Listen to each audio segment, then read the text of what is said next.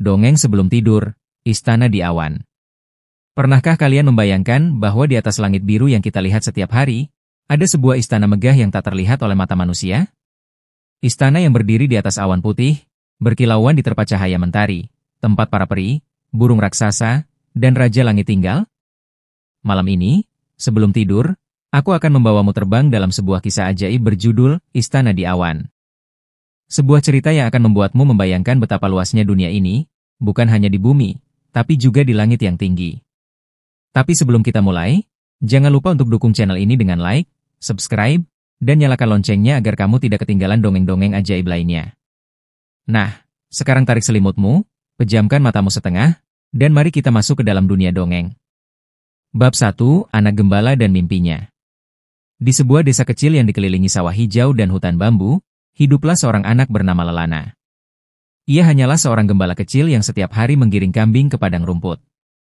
Meski hidupnya sederhana, Lelana punya imajinasi luar biasa. Setiap kali ia menatap ke langit, ia selalu membayangkan. Apakah mungkin ada dunia lain di atas awan itu? Tempat yang tak bisa dijangkau manusia biasa? Orang-orang desa sering menertawakan mimpi Lelana. Awan itu hanya uap air, nak. Mana mungkin ada istana di sana, kata seorang tetua desa. Namun, Lelana tidak pernah berhenti percaya. Setiap malam sebelum tidur, ia berdoa kepada bintang-bintang agar suatu hari bisa melihat dunia di atas awan. Bab 2, Perjumpaan dengan burung raksasa. Suatu sore, ketika hujan baru saja reda, Lelana menggiring kambingnya ke bukit kecil di tepi desa. Langit tampak indah sekali, awan-awan berwarna keemasan. Tiba-tiba, terdengar suara kepakan sayap yang sangat kuat. Bus! Seekor burung raksasa berwarna biru keperakan turun dari langit. Bulunya berkilau seperti permata, matanya tajam tapi bersahabat. Burung itu menatap Lelana dan berkata dengan suara bergema. Wahai anak gembala, aku mendengar doa dan mimpimu. Kau ingin melihat dunia di atas awan, bukan? Lelana terkejut setengah mati. Apakah kau bisa membawaku ke sana? Tanyanya dengan suara bergetar. Burung itu mengangguk. Namaku Garuda Awan. Tapi sebelum aku membawamu, kau harus berjanji, jangan pernah tamak dengan apa yang kau lihat di sana.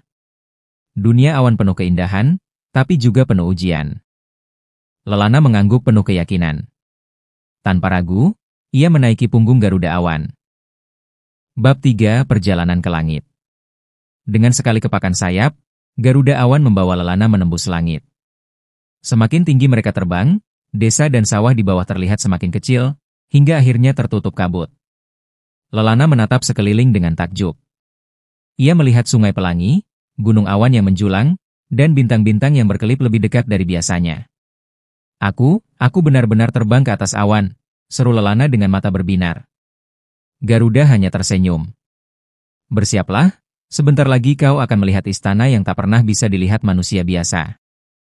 Bab 4, Istana di Awan. Akhirnya, di kejauhan, tampak sebuah istana megah berdiri di atas hamparan awan putih. Dindingnya terbuat dari kristal cahaya, atapnya berlapis emas yang berkilauan. Menara-menara tinggi menjulang hingga seakan menyentuh bintang. Di sekeliling istana, awan-awan berbentuk taman, dengan bunga-bunga bercahaya yang hanya bisa tumbuh di langit. Selamat datang di Istana Awan, kediaman Raja Langit, kata Garuda. Lelana tertegun. Ia nyaris lupa bernapas karena keindahan yang ia lihat.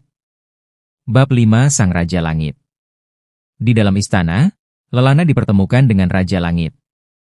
Sosok bijaksana berwajah tenang, berjubah putih bersulam cahaya. Di kepalanya bertengger mahkota dari bintang. Anak manusia, ucap Raja Langit dengan suara bergema. Jarang sekali kami menerima tamu dari bumi. Apa yang kau cari di sini? Dengan sopan Lelana menjawab. Aku hanya ingin tahu, apakah benar ada dunia indah di atas awan? Aku ingin belajar tentang rahasia langit. Raja Langit tersenyum bijak.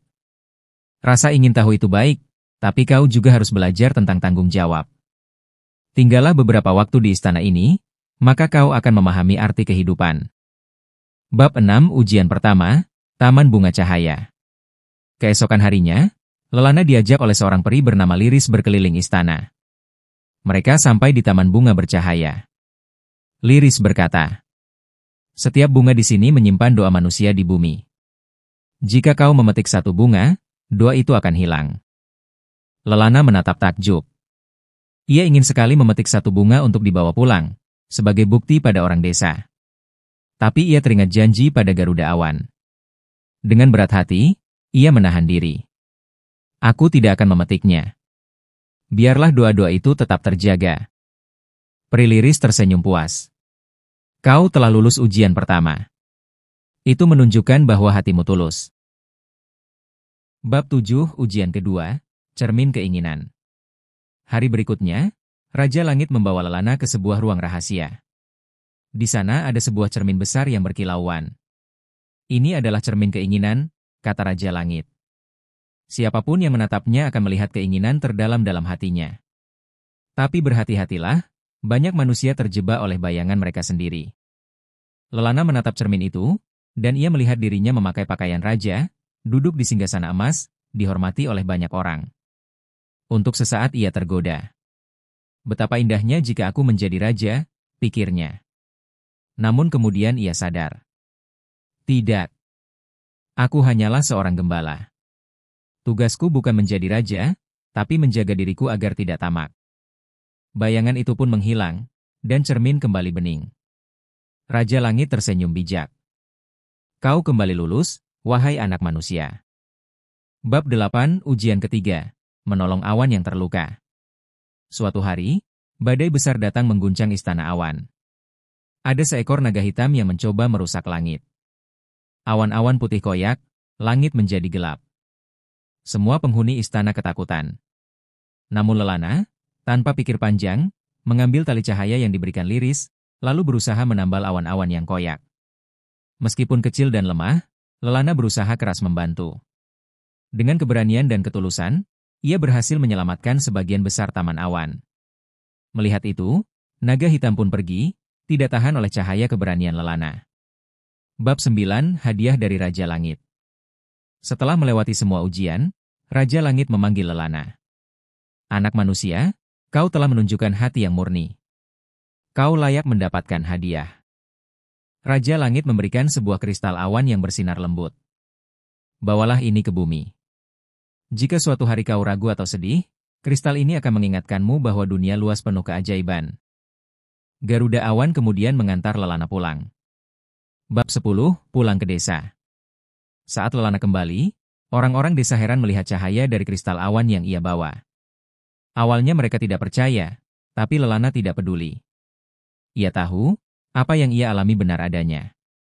Sejak hari itu, Lelana menjadi anak yang lebih bijaksana.